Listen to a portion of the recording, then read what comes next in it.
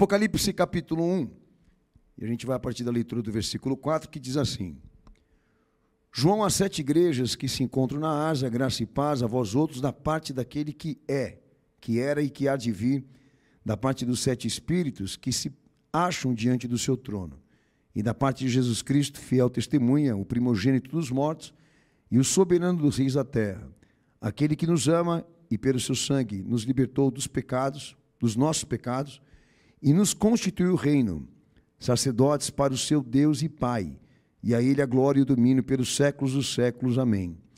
Eis que venho com as nuvens, e todo o olho verá, até quantos os transpassaram, e todas as tribos da terra se lamentarão sobre ele, e certamente amém.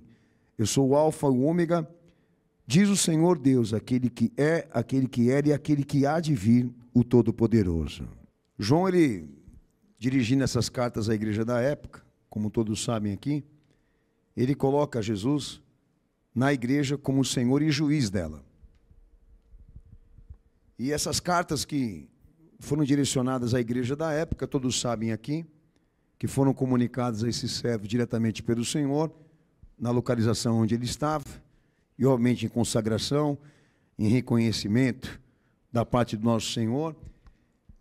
E é importante, pastor, eu mencionar a vocês que esse texto, o texto de Apocalipse, a escatologia, ou a doutrina dos últimos tempos ou dos últimos dias, não começa, né, na manifestação e no testemunho de João do que diz respeito à aparição do Senhor para ele. A escatologia que nós cremos aqui, ou seja, a doutrina que define o final dos tempos, ou isso, que traz luz dos acontecimentos finais do que diz respeito à história humana, inicia-se na fala direta do nosso Senhor. Isso é assunto messiânico, não é coisa de João, tá? Mas antes de entrar aqui nessa realidade bíblica, né, que João está trabalhando aqui, a perspectiva de uma cristologia soberana, que quer dizer, né, da soberania do messianismo que se cumpriu em Jesus, inclusive isso, da sua verdadeira identidade e identidade divina. João deixa claro aqui, nessa soberania e nesse reconhecimento, inclusive isso, né, de Jesus se autodeclarar, não só como natureza divina, não só como existência eterna, mas também governo e soberania redentiva. Essa declaração aqui do Senhor a João e à igreja, ela está sustentada por uma autoridade dele própria, que quer dizer que essa declaração, para ter o reconhecimento se é verdade ou não, não precisa, não necessita de amparo ou de estruturas humanas. Jesus ali existe e age em conformidade com o seu próprio conselho e com a sua própria autoridade. Então, para ele poder provar que tudo que ele fala a respeito dele mesmo é verdade, ou se o que ele fala das coisas também tem autoridade e reconhecimento, ele precisa provar a autoridade da palavra. E o pastor, eu vou entrar nesse mérito do que implica a soberania para ele no que diz respeito ao seu mandato, do que diz respeito à sua missão. Mas antes do pastor começar já a entrar direto no mérito descrito, eu queria só lembrar aos irmãos que recentemente, agora algumas semanas atrás, foi reconhecido pelo governo brasileiro, não sei se foi o governo brasileiro ou isso aí tem um caráter mundial, que o cristianismo, o termo, é uma propriedade humana e cultural, da humanidade como também cultural. Isso foi reconhecido pelo Estado. Tem um reconhecimento político, que tudo que sai do cristianismo é conteúdo cultural.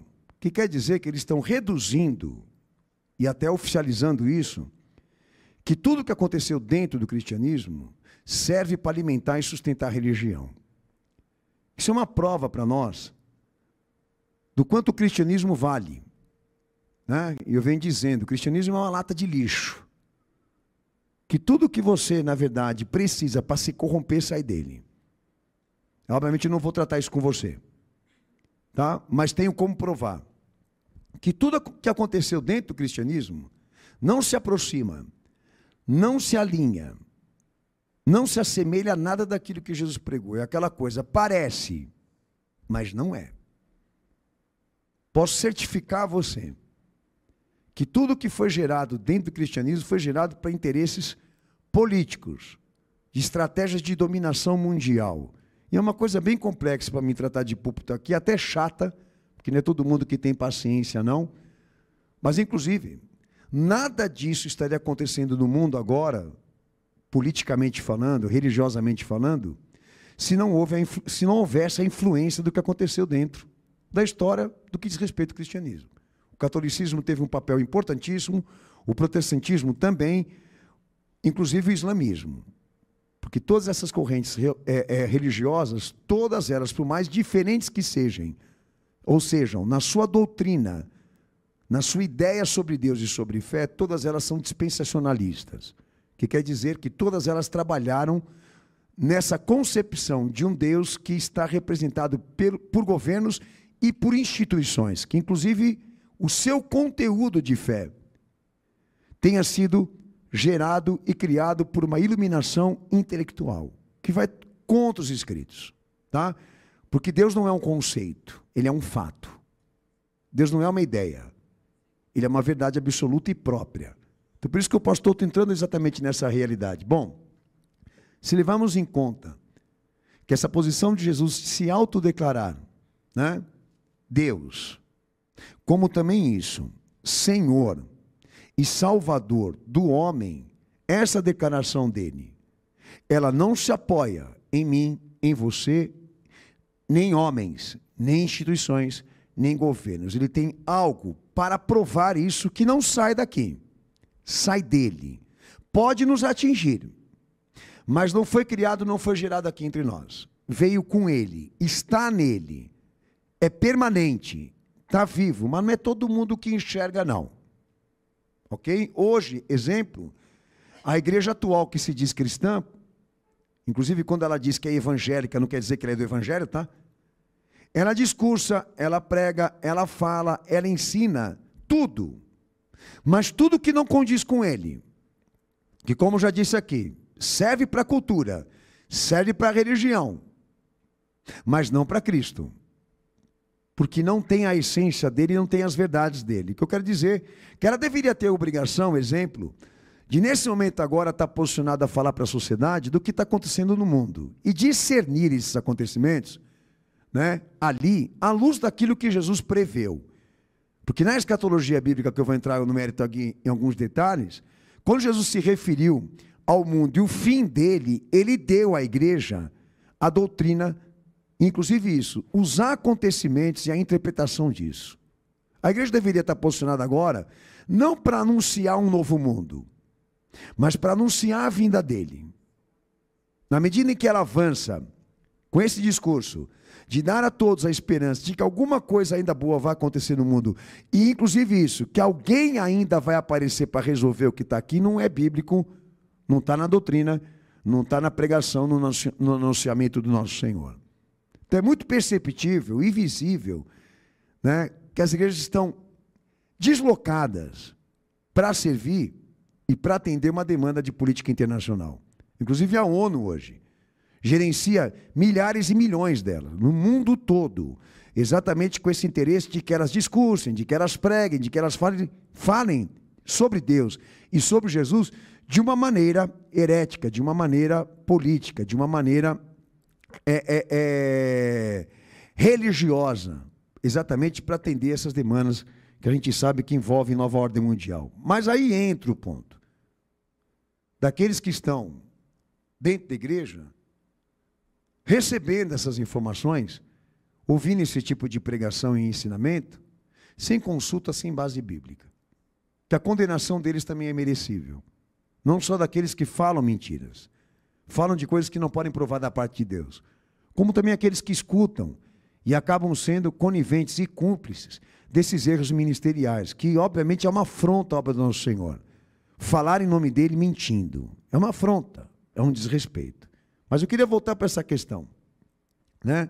Dessa declaração própria do nosso Senhor que João registra aqui, dele se autoproclamar o Filho de Deus, como também isso, definir pré-existência e existência eterna, como também um governo redentivo e escatológico sobre ele, mediante aquilo que ele cumpriu.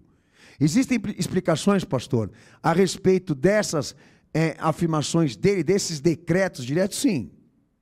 Eu só não sei se você vai acatar, vai aceitar e vai receber. O fato é que para tirar ele da posição em que ele está, eu digo, para quebrar essa declaração dele, pessoal, do que ele é, do que ele fez, do que ele vem fazendo, do que vai acontecer, você tem que provar muita coisa a respeito dele, inclusive isso, apontar alguma coisa que esteja contraditório nele. Mas, pastor, eu vou entrar no primeiro detalhe, de Apocalipse capítulo 21, versículo 6, e depois vamos ler Apocalipse 22, 13, porque isso se repete, né? Quando Jesus ele diz assim, eu sou o alfa e o ômega, aquele que é, era e aquele que há de vir, o Todo-Poderoso, ele repete isso em outros 2 capítulos que o pastor eu vou ler e vou explicar por quê. Vamos lá. E disse-me mais, está cumprido, eu sou o alfa e o ômega, o princípio e o fim. A quem quer que tiver sede, de graça lhe darei a fonte da água da vida. E o texto também de Apocalipse 22, 13. Eu sou o alfa e o ômega, o princípio e o fim, o primeiro e o derradeiro. Amém? Quando ele diz que ele é o princípio, meio e fim, ou o início e o fim, ele está dizendo o quê? Que ele é Senhor, não só da história, como de toda a criação, como também isso, da redenção. Ele está dizendo que ele é o tudo, daquilo que se inicia, daquilo que também estabelece fim.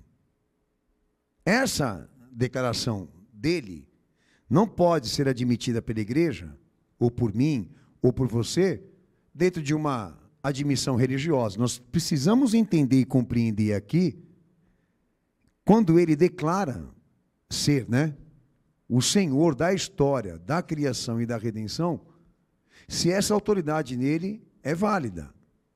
Porque por muito tempo eu disse aos amados, eu fiquei dentro da igreja, entendendo a palavra de Deus como uma lição, como uma disciplina e uma lição moral. E assimilava que aquilo que estava sendo dito lá na igreja era para gerar exatamente o quê? A perspectiva de uma sociedade mais justa. Quando eu me converti, eu fui entender que o apelo de Cristo em relação à obra dele, o que ele consumou, tem outro objetivo, tem outra perspectiva. Totalmente inversa, totalmente diferente daquilo que a igreja sempre pregou dentro do cristianismo. Que era instituir o quê? Uma igreja cheia de convertidos e salvos por ele. O objetivo não era estabelecer uma sociedade. Era instituir igreja. Para todos entenderem aqui, um novo Israel. Porque aquele lá se corrompeu. Então, quando o Senhor ele entra nesse mérito de que ele é Senhor desses 3 fatores e se declara Senhor como Deus, ele está embasado e apoiado em algum tipo de autoridade. E essa autoridade dele é própria. Como disse aos irmãos aqui ele existe e age debaixo de um reconhecimento, de uma validade de autoridade da palavra. Ele é Senhor e palavra. Então ele está baseado nele mesmo, não em nós. Então quer dizer que para mim poder admitir isso dele, eu tenho que ter comprovação. Eu tenho que ter entendimento do porquê. Porque isso é muito forte. As pessoas entregarem a vida delas para Jesus tem que ser uma coisa forte, tem que ser uma coisa séria. Não pode ser por religião. Não pode ser por sentimento, não pode ser por necessidade. Há um reconhecimento e uma validade no que diz respeito a ele e o que ele fez. Eu não sei se todos estão doutrinados aqui no que diz respeito a isso, mas nessa pregação não tem como resolver tudo em você, tá? Mas muita coisa que eu vou dizer aqui vai deixar claro para você. Olha, eu não aceitei Jesus por uma tradição e nem isso, por uma imposição. Porque muita gente entra dentro da igreja desesperado para resolver a vida. Não é o meu caso. E também não é de alguns aqui. Nós aceitamos a Jesus como único Senhor e Salvador da nossa vida porque entendemos que Ele é a única forma de salvação. E o único que pode nos oferecer redenção. Porque a ciência que está nele é válida. A ciência que está nele, ela tem reconhecimento divino. E fora dele, eu não conheci ninguém que se assemelhe, que se aproxime, nessa autoridade, ou nesse nível do que ele cumpriu. Então, o que nos trouxe aqui, nos reuniu aqui? Foi esse interesse realmente de querer resolver vida? Foi esse interesse de querer vida melhor? Ou ser bom na vida? Ou isso? O que nos reuniu ali no Calvário, onde Jesus foi sacrificado por nós, foi a importância dele. A importância e a autoridade dele. Porque o que ele tem a oferecer, ninguém mais tem. Eu estou desafiando. Ninguém tem. Tanto que depois que você se aprofunda e conhece de verdade quem é ele, você chega na conclusão, não tem outro. Não tem outra forma.